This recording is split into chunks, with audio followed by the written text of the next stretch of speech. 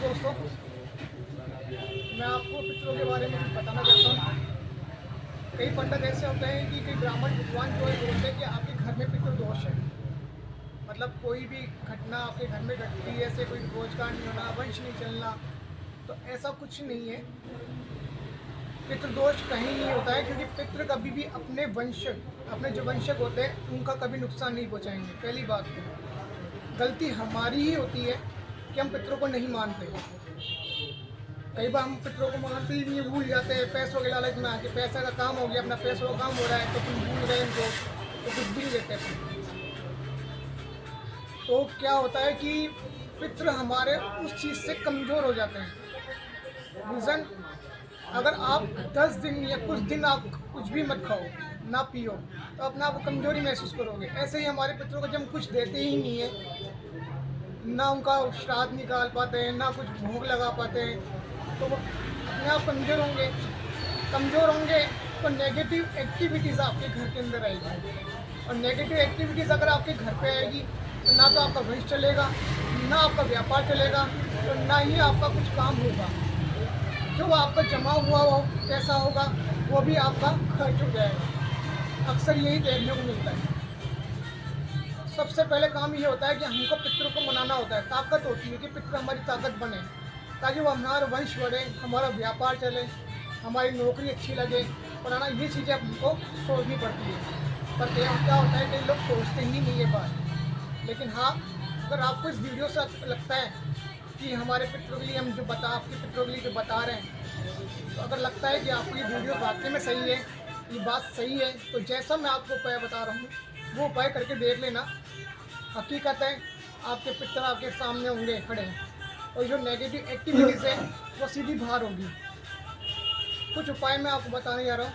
पहला उपाय तो ये होना चाहिए कि घर पे जहाँ आप परिंदा रखते हैं, जहाँ पानी रखते हैं, पानी की चरी रखते हैं, उस जगह चरी हटाकर मटका रखा जाए।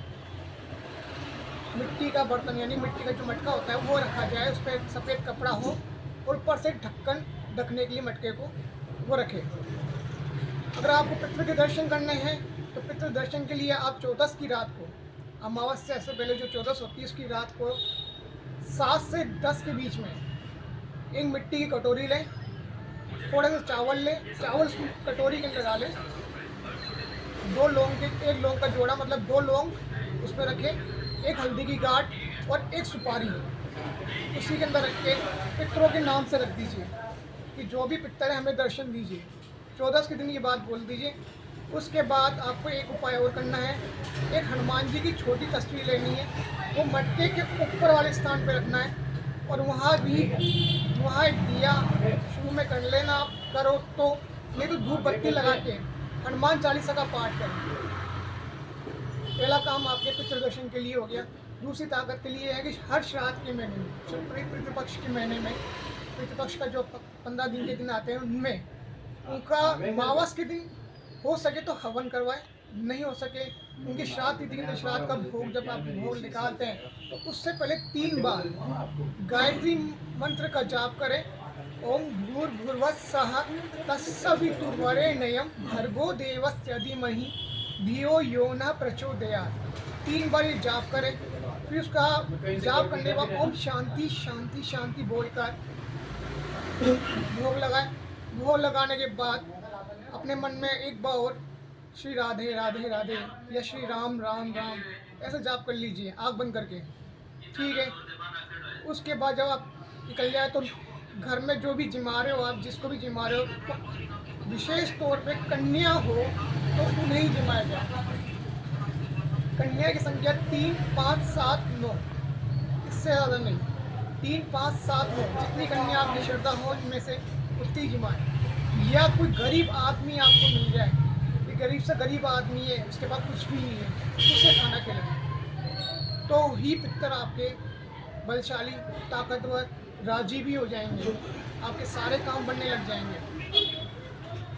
उसके बाद आ जाइए आप गीता का पाठ। हर मतलब पितृपक्ष में आप गीता का पाठ का अध्ययन करेंगे तो ये समझ लो कि उससे उनको जो बल मिलेगा वो बल बहुत ही मतलब ताकत, मतलब बहुत ही चीज़ बहुत ही उज्ज्वल होगा। उससे बहुत ज़्यादा उनके अंदर ताकत आएगी, ठीक है ना। उनके नाम का जब भी कहीं मांगलिक कार्य कर रहे हो, अपने घर में कोई भी मांगलिक कार्य होता है तो सबसे पहले पितरों का ही सब कुछ करें, बाद में सभी देवता आते हैं। आप चाहे अगर पितरों को नहीं मानते हो, आपको कहा कि भाई जाए हनुमान जी के मंदिर का हनुमान जी मंदिर जाए ढोक लगा तो भगवान भी नहीं सुनेंगे, कितना भी कर लो आप भगवान की पूजा को नहीं सुनेंगे। पहले आपको पितर मानने होंगे, फिर बाद में भगवान को मानना होगा। इसलिए मैंने आपको कहा मटके के ऊपर हनुमान जी की तस्वीर लगा के वहाँ हनुमान चालीसा को पाठ करो, हनुमान चालीसा हनुमान जी से विनती करो कि भाई हमारे पितरों को दर्शन कराने के लिए आगे करो। पितर आपके खुद दर्शन देने आपको सपनों के माध्यम से आएंगे।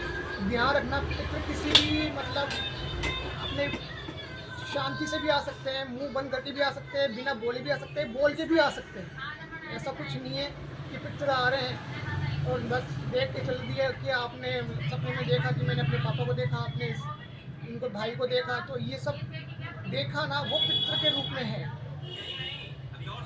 अब आगे के लिए मैं इतना ही कहूँगा कि अगर आप इस चीज़ों को मानोगे तो ही आप सक्सेस हो।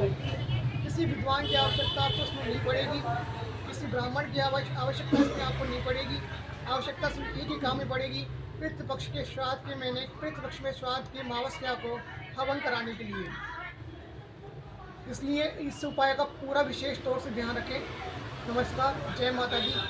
अगली वीडियो आपकी तांत्रिक की जो क्रिया हो रही है उन चीज़ों पे आएगी, जो भी मतलब जादू टोने हो रहे हैं उस चीज़ पे कि जादू टोने होते क्यों हैं, हम पे ये असर क्यों डालते हैं, उस चीज़ को रोकने के लिए। नमस्कार, जय माता दी।